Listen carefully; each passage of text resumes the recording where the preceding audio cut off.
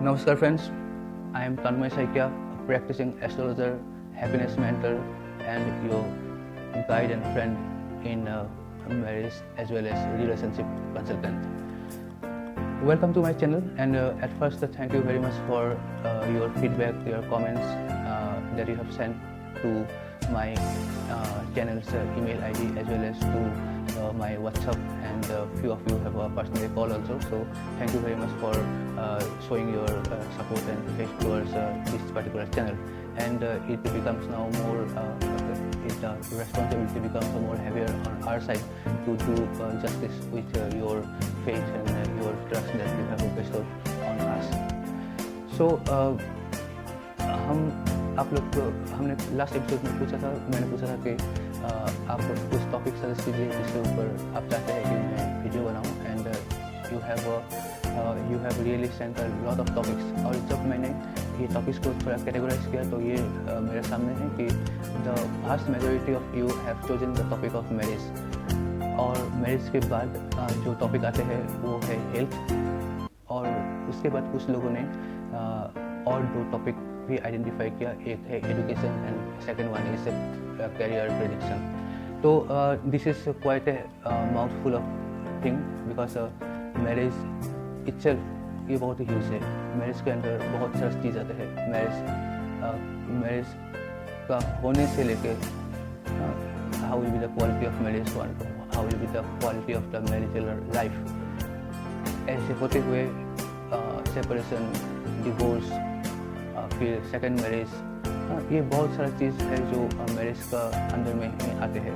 तो ये संभव नहीं है कि ये सब चीज़ हम एक ही एपिसोड में कवर कर लें. तो ये जो मैरिज का जो सीरीज़ है इसमें I will try to cover all the topics which are important as far as marriage and marital life or relationship is concerned.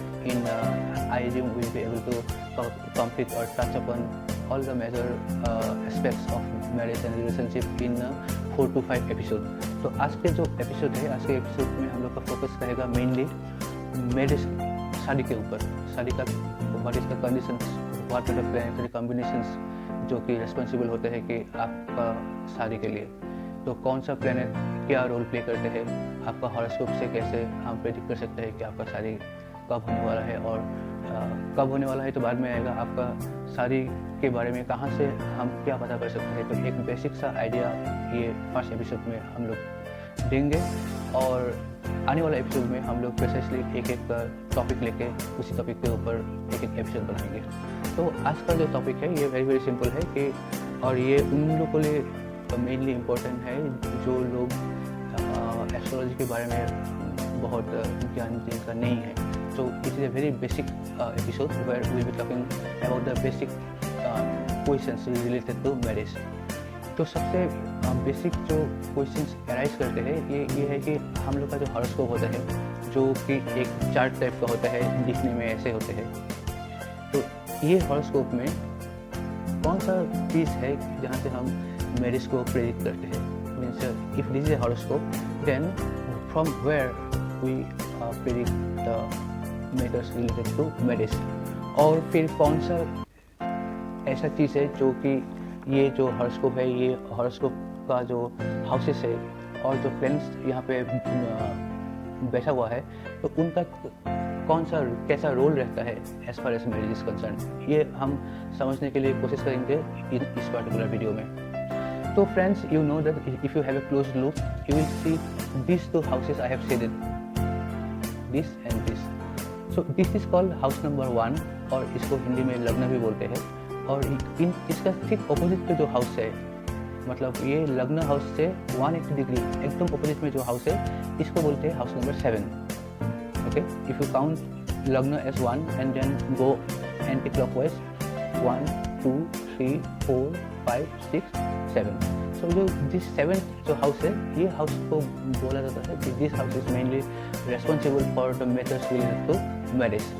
तो ये आप याद रखिए, ये लग्न का एकदम ऑपोजिट जो हाउस है, इसको 7th हाउस बोलते हैं, सप्तम हाउस बोलते हैं. और यही जो सप्तम हाउस या 7th हाउस है, ये हाउस बहुत महत्वपूर्ण रोल प्ले करते हैं हम लोग का जीवन में मैरिज के लिए. अभी देखना क्या है, यू नो दैट इन ये तो एक कोरा या ब्लैंक हॉरोस्कोप है, बट इन रियल हॉरोस्कोप में क्या होता है कि हर एक जो यहाँ पे खाने हैं या हाउसेस है, इसमें कुछ ना कुछ नंबर्स लिखा हुआ होता है, और वो नंबर क्या होते हैं, वो हाउस नंबर नहीं होते हैं, वो राशि नंबर होता है। या those numbers which are written in the horoscope they simply signify the particular zodiac sign और the sign of that particular house. So if say and those numbers can be anything between 1 to 12, मतलब ये हर एक house में 1 से 12 तक का अंदर किसी भी नंबर कहीं पे भी लिखा रहता है। Okay, so suppose if this is लग्न, यहाँ पे अगर मान लीजिए कि यहाँ पे अगर 6 लिखा हुआ है, then what will be the number of this particular house? If this is 6, then this is 7, 8, 9, 10, 11, 12। So आप देखेंगे कि in the 7th house it is written 12। Now what is 12? 12 means the rashi number 12, and rashi number 12 as you all know is Pisces या मीन राशि। इसका मतलब है कि ये जो हॉरोस्कोप है, ये हॉरोस्कोप का जो सप्तम जो भाव है या जो 7th हाउस है, ये 7th हाउस मीन राशि में है, मतलब this 7th house is in Pisces। Now what we have to see? Step 1, we have to see this house number 7 is in which राशि। As for example in this chart I have told that this comes under Rashi number 12, that is Pisces here, mean. The second step is that after you have identified the Rashi, you have to find out who is the Lord of that Rashi. So basically for this particular example, you will have to know who is the Lord for the Pisces, यानी कि mean राशि का Lord कौन है। तो mean राशि का Lord है जुपिटर। तो थर्ड स्टेप में यहाँ पे मैं ये बताते चलूँ, जिसको मालूम नहीं है, कि जो हम लोग का जो ज्योतिष में will consider that there are 9 planets। So out of that 9 planets, Rahu and Ketu are not considered as physical planet, they are considered as छायाग्रह यानी कि शैडो प्लैनेट। तो ये दोनों को किसी भी राशि का लॉर्डशिप नहीं दिया गया है। तो राहु केतु को छोड़ के बाकी जो 7 planets है, उनमें से सूर्य और चंद्र को एक एक राशि का लॉर्डशिप दिया गया है। सूर्य इज द लॉर्ड फॉर लियो यानी कि सिंह, एंड चंद्रमा इज और moon is the lord of cancer यानी कि कर्कट राशि के मालिक है। इसके सिवा बाकी जो 5 प्लैनेट है, उनके पास 2-2 राशि का लॉर्डशिप है। So the remaining 5 planets have got the lordship of 2 राशि ईच। फॉर एग्जांपल बुध या मरकरी लॉर्ड है 2 राशि का, जेमिनी यानी कि मिथुन और कन्या यानी कि वार्गो। शुक्र है 2 राशि का, एक है टॉरस यानी कि वृषभ और दूसरा है तुला यानी कि लिब्रा। सिमिलरली बृहस्पति है 2 राशि का, एक है धनु यानी कि Sagittarius and second one is Pisces यानी कि मीन। मंगल का पास भी 2 राशि है, एक है एरिस यानी कि मेष और दूसरा है स्कॉर्पियो यानी कि वृश्चिक। तो basically after identifying the 7th house sign, we will have to identify who is the lord of this particular sign। तो यहाँ पे क्योंकि ये एग्जाम्पल में यहाँ पे 12 लिखा हुआ होगा, तो ये 12 नंबर राशि है मीन राशि और इनका लॉर्डशिप है जुपिटर यानी कि Brihaspati.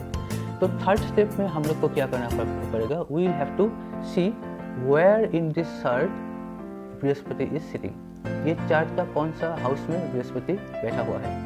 So for example, we have found out that Brihaspati is sitting in house number 10, यहाँ पे बैठा हुआ है। अब हमको देखना पड़ेगा कि बृहस्पति का पोजीशन कैसा है, मतलब स्ट्रेंथ कैसा है, पावरफुल है, कमज़ोर है। तो ये कैसे पता चलेगा? We will have to see at first कि wherever the lord of 7th house जहाँ पे भी है, ये पर्टिकुलर हाउस का जो राशि है, ये राशि का अधिपति कौन है। फॉर एग्जाम्पल ये अगर 12 है, then this will be 1, this will be 2, this will be 3। So ये यहाँ पे 3 लिखा रहेगा, तो 3 मतलब राशि नंबर 3 मतलब जेमिनी यानी कि मिथुन, और मिथुन का अधिपति है बुध। So at first we will have to see, इसका मतलब ये है कि ये यहाँ पे इस चार्ट में जो 7th हाउस का जो अधिपति या लॉर्ड है, ये मिथुन यानी कि बुध का राशि में बैठा हुआ है।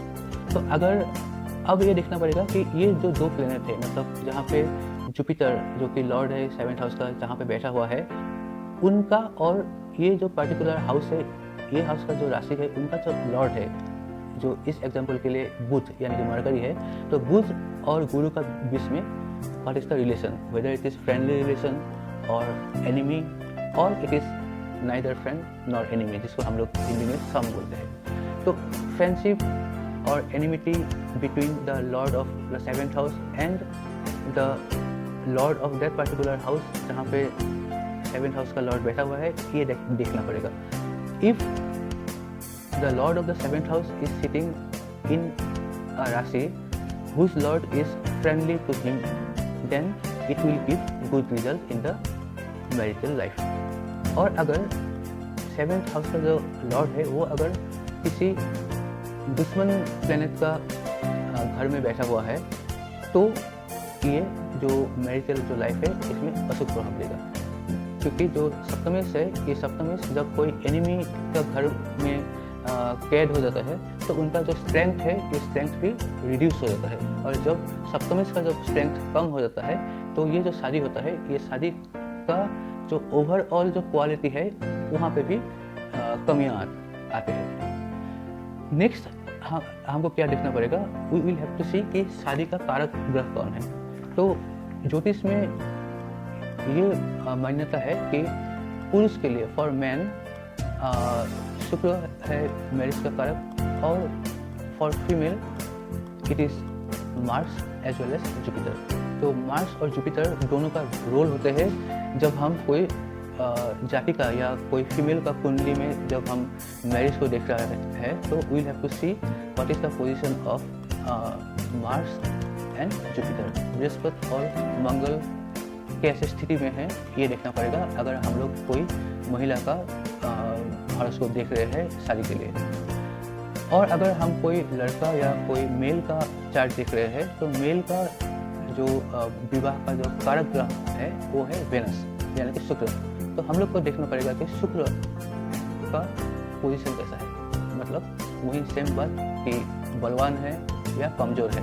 कमज़ोर कब होगा, चाहे वो कोई भी प्लेनेट हो, चाहे एक लेडीज़ का कुंडली में मंगल या बृहस्पति हो या एक जेंट्स का कुंडली में शुक्र हो।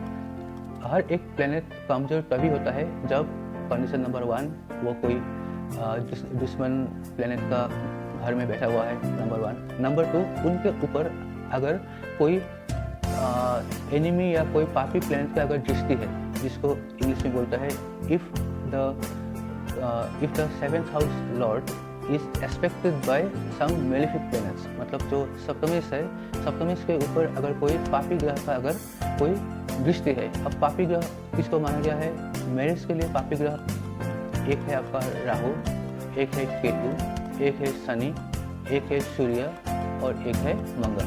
तो ये जो 5 प्लैनेट है, ये 5 प्लैनेट को मैरिज के लिए इनका जो दृष्टि है, ये दृष्टि को अशुभ माना गया है। तो अगर सप्तमेश के ऊपर अगर ये 5 प्लैनेट का अगर किसी का भी अगर कोई दृष्टि है, या if any of this or more than one of this 5 पापी planets are expecting the 7th lord, तो भी ये जो 7th लॉर्ड का मतलब ये जो ओवरऑल जो मैरिज का जो क्वालिटी है वो रिड्यूस करेगा। तो आफ्टर सीइंग दिस की ये जो महिला का जो कुंडली है वहाँ पे मार्स या बृहस्पति के ऊपर क्या कोई पापी ग्रह का दृष्टि है या नहीं है, और मेल का कुंडली में शुक्र का ऊपर कोई पापी प्लैनेट का दृष्टि है या नहीं है, ये देख के हम लोग को पता चलेगा कि इनका स्ट्रेंथ क्या उस पर्टिकुलर स्थिति में बढ़ जाता है या घट जाता है। अगर दृष्टि शुभ हो तो शुक्र को बल मिलता है, या फीमेल के चार्ट में बृहस्पति या मंगल को बल मिलता है, और अगर अशुभ प्लैनेट का दृष्टि है तो बल घट जाता है। सो ये एक चीज़ है। Then after seeing this one, then we will also have to consider one thing is that ये जो कुंडली हम देख रहे हैं, ये कुंडली को बोलते हैं लग्न कुंडली। लग्न कुंडली वो कुंडली होता है जो आपका बार्थ का जो टाइमिंग वगैरह है उसके हिसाब से बनते हैं, और ये लग्न कुंडली का 7th हाउस जो है ये मेनली मैरिज या पार्टनरशिप रिलेटेड चीज़ के ऊपर ये फोकस करता है। Now there is another divisional another kundli which is called D9 chart, या हिंदी में बोलते हैं नवांश कुंडली। तो ये नवांश कुंडली भी देखने में बिल्कुल ऐसे ही होते हैं, लेकिन हो सकता है कि प्लैनेटरी प्लेसमेंट जो है वो थोड़ा अलग हो। तो नवांश जो है, नवांश यानी कि D9 चार्ट जो होता है, D9 चार्ट स्पेशली मैरिज या रिलेशनशिप को देखने के लिए ही बनाया गया है। उनमें कुछ नवांश से मैरिज या रिलेशनशिप या पार्टनरशिप के अलावा और कुछ चीज़ का विश्लेषण हम नहीं करते हैं। तो नवांश में भी हमको यही चीज़ देखना पड़ेगा कि नवांश का जो 7th हाउस है, वो हाउस का लॉर्ड कौन है, वो लॉर्ड कितना कहाँ पे बैठा हुआ है, और जहाँ पे भी बैठा होगा वो क्या फ्रेंड्स का घर है या एनिमी का घर है। और फिर ये नवांश कुंडली में हमको ये भी देखना पड़ेगा कि अगर मेल का कुंडली है तो वेनस का पोजीशन कैसा है, और अगर लड़की का कुंडली है तो बृहस्पति और मंगल का स्ट्रेंथ कैसा है। जब ये दोनों, एक तो लग्न कुंडली का एनालिसिस और नवांश कुंडली का एनालिसिस, ये दोनों चीज़ जब हम एक साथ करके जब टेबल में रखते हैं और उसमें जब हम एक रीड थ्रू करते हैं दोनों को सामने रख के, तब हम लोग के मतलब then we can predict exactly about the marriage and different colours of the marriage, different aspects of the marriage. सारी के संबंध में जो भी कुछ चीज़ है, हर एक चीज़ का एक अध्ययन हम तब विथ फुल करेक्टनेस हम कर सकते हैं। So friends, I will not make this first video very long, and as I have told कि there are lot of other topics in marriage to cover। तो आने वाले जो एपिसोड होगा, आज का एपिसोड में सिर्फ एक बेसिक एलिमेंट्री आइडिया है कि मैरिज कैसे और कौन सा चीज़ देखना पड़ता है अपना हॉरोस्कोप में। In the next video we will go to a specific topic, and that specific topic will be something like prediction of early marriage and late marriage, और व्हाट हैपेंस व्हेन ये जो शादी का जो घर है, ये जो 7th हाउस है, ये 7th हाउस में अगर कोई प्लैनेट बैठा हुआ है, तो जो प्लैनेट बैठा हुआ है उसके लिए शादी में कैसा इम्पैक्ट पड़ेगा। So in our next episode we try to capture the topic. One is how can we predict from the horoscope कि जो मैरिज है वो अर्ली मैरिज होगा या लेट मैरिज होगा, और साथ ही साथ हम ये भी देखेंगे कि ये जो लग्न कुंडली का जो 7th हाउस में, उसमें जो प्लैनेट अगर बैठा हुआ है, तो कौन सा प्लैनेट 7th हाउस में बैठ के शादी या जो शादीशुदा ज़िंदगी जो है उसमें कैसा प्रभाव देते हैं, तो इसके बारे में हम चर्चा करेंगे नेक्स्ट वीडियो में। So thank you again, and आपको अगर ये वीडियो अच्छा लगा तो आप ज़रूर इसको लाइक कीजिए, और अगर आपने अभी तक मेरा चैनल सब्सक्राइब नहीं किया तो ज़रूर सब्सक्राइब कीजिए, और आपका जो भी कमेंट्स होगा, सुझाव होगा या सजेशंस होगा, फीडबैक होगा, आप प्लीज़ या तो आप कमेंट बॉक्स में कीजिए, नहीं तो आप जो मेल आईडी और जो व्हाट्सएप नंबर अभी स्क्रीन में फ्लैश हो रहा है, इनमें आप क्लिक कीजिए। हम कोशिश करेंगे कि मैक्सिमम से मैक्सिमम जितना भी हो सके आपका क्वेरीज क्वेश्चंस हम एड्रेस करेंगे, और अगर आप किसी भी आपका किसी भी जीवन का किसी भी एस्पेक्ट, जो मैरिज हो सकता है, रिलेशनशिप हो सकता है, लव हो सकता है, एजुकेशन हो सकता है, करियर हो सकता है, आपका प्रोफेशनल लाइफ हो सकता है, अगर किसी भी चीज़ के लिए आप अगर डिटेल प्रोफेशनल एनालिसिस करवाना चाहते हैं मुझसे, तो आपको मुझे कृपया ये जो नंबर्स और ईमेल अभी स्क्रीन में है, उससे आप मुझसे संपर्क कर सकते हैं, और तब एक डिटेल एनालिसिस, एक कस्टमाइज इंडिविजुअल एनालिसिस हम कर पाएंगे। So keep in touch, God bless all of you, thank you.